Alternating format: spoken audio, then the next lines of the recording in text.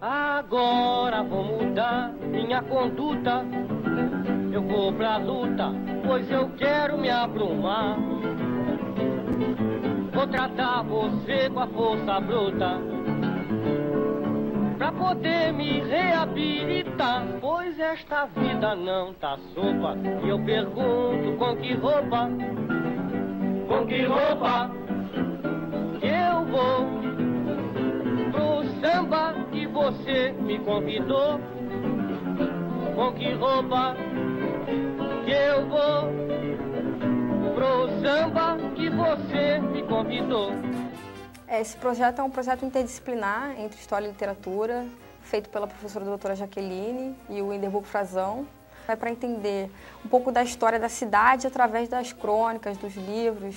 A gente está acostumado muito com a questão de trabalhar com as fontes mais concretas e a literatura traz a visão do autor como indivíduo na sociedade e a grande obra que ele faz mesmo. O Rio de Janeiro em si sempre foi um misto de populações, né? Tanto tinha a população trabalhadora que estava aqui na Baixada Fluminense, que ia para lá trabalhar, quanto a população mais requintada, o pessoal que era mais da elite, que ia ali para um cafezinho.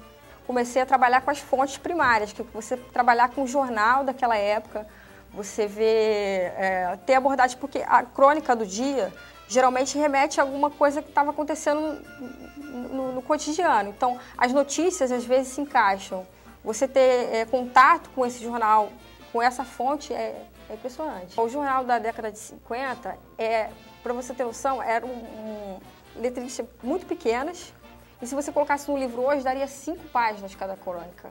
Eram crônicas enormes. É muito diferente do jornal hoje. Então, é um vasto trabalho que ele tem.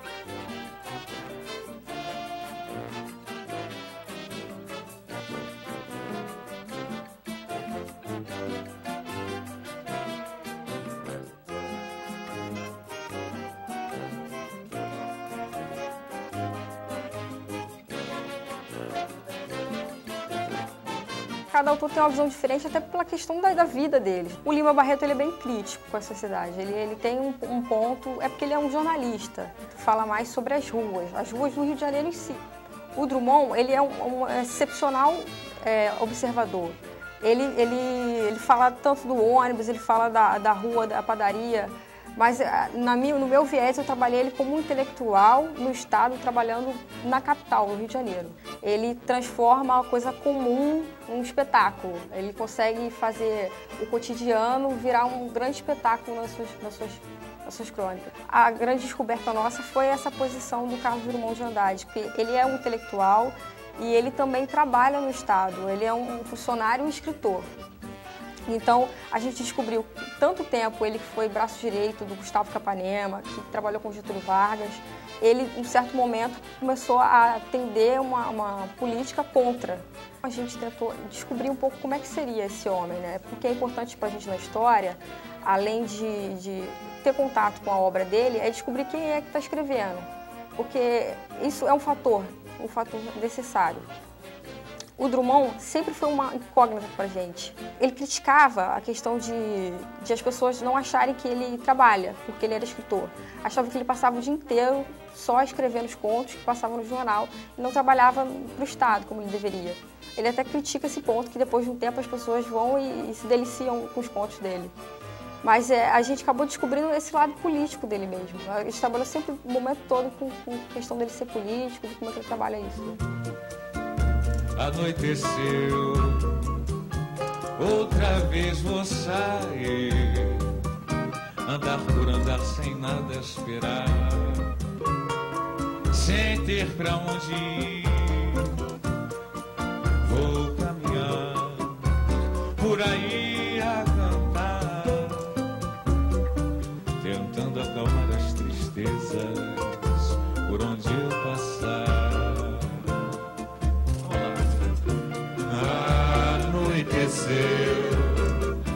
Outra vez vou sair, andar por andar, sem nada esperar, sem ter pra onde ir. Primeiro, a grande transformação desse período da primeira metade do século XX, que a gente trabalhou, foi o fim do Estado Novo. Agora, os atores nessa época não estavam acostumados à participação política, até porque é um período ditatorial, né? Então, quando eles começaram a ter contato, perceberam que a sociedade estava mudando, aí eles começaram a falar sobre política. Então, eles estavam totalmente desabituados, eram apáticos, não entendiam, não discursavam sobre política. E foi um momento deles se descobrirem. O que eles faziam? Reuniam-se em cafés, no Amarelinho aqui no Rio de Janeiro, na JUF. Foi um momento que se falava e respirava-se política. Era um momento de descoberta mesmo desses autores. Alguns jornais não tinham assim, um direcionamento político. O que eles fizeram? Eles fundaram uma união dos intelectuais, a UTI, e através dessas reuniões eles faziam as pautas. Mas assim, não houve ação direta, eles não têm um objetivo, era pura conversa. E o Drummond muitas vezes reclamava disso, achava que eles só conversavam e não partiam para a ação. Até o momento que ele se desprende um pouco dessa política, porque era um conjunto de ideias que não faziam uma união, né? Essa dissidência. A intenção mesmo era só decidir os destinos do país, né? Como seria o Brasil democrático, como é que vai ser os novos partidos. A questão era organizar a casa. Não tinha um plano direto de uma revolução.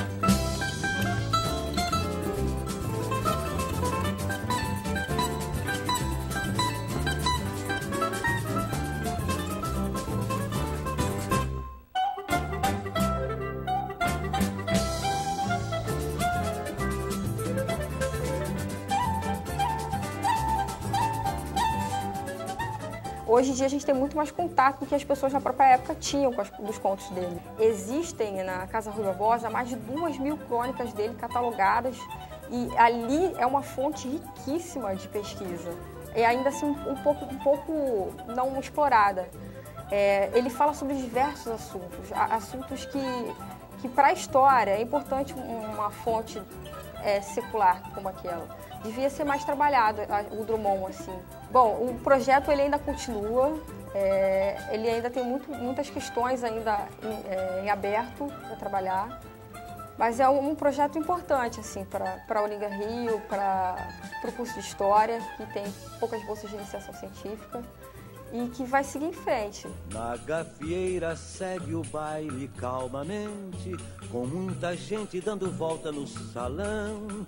Tudo vai bem, mas eis porém que de repente um pé subiu e alguém de cara foi ao chão. Não é que o Doca um crioulo. Porque, olha só, o jornal da década de 50... Ficou tarado quando viu a Dagmar toda soltinha dentro de um vestido saco, tendo ao lado um cara fraco e foi tirá-la pra dançar. O moço era faixa preta simplesmente e fez o Doca rebolar sem bambolê. A porta fecha e quanto duro vai não vai, quem está fora não entra, quem está dentro não sai. Mas a orquestra sempre toma providência, tocando alto pra polícia não manjar. E nessa altura, como parte da rotina, o pistão tira a surdina e põe as coisas no lugar.